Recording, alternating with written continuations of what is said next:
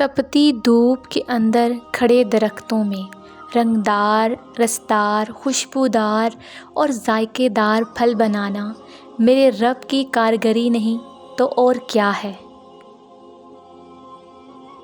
حضرت امام جعفر صادق علیہ السلام فرماتے ہیں، جو شخص اپنی اولاد کے لیے بد دعا کرتا ہے اس کو اللہ فقر و تنگ دستی کے حوالے کر دیتا ہے۔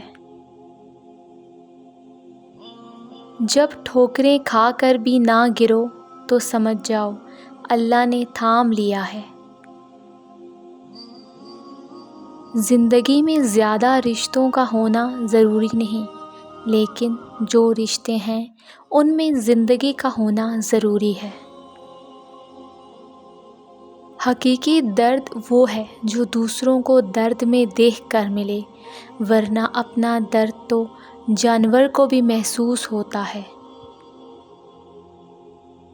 مایوس مت ہونا، زندگی کہیں سے بھی شروع ہو سکتی ہے۔ دکھاوے کی کوشش کبھی نہ کرو، جب کمال کو پہنچو گے تو خود ہی نظر آ جاؤ گے۔ جس طرح شبنم کے قطرے مرجھائے ہوئے پھولوں کو تازگی بخشتے ہیں، اسی طرح اچھے الفاظ مایوس دلوں کو روشنی بخشتے ہیں۔ لوگ بدلتے نہیں، بس بے نقاب ہوتے ہیں، اور جب ایک بار ان کی شخصیت کا حقیقی رنگ نظر آ جائے تو کوشش کریں کہ اسے دوبارہ رنگنے کے بجائے کنارہ کر لیں۔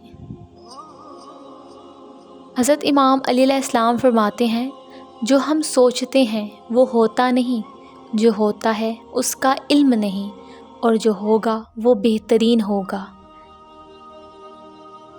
اگر آپ کو یہ ویڈیو اچھی لگی ہے تو ویڈیو کو لائک کریں، چینل کو سبسکرائب کریں۔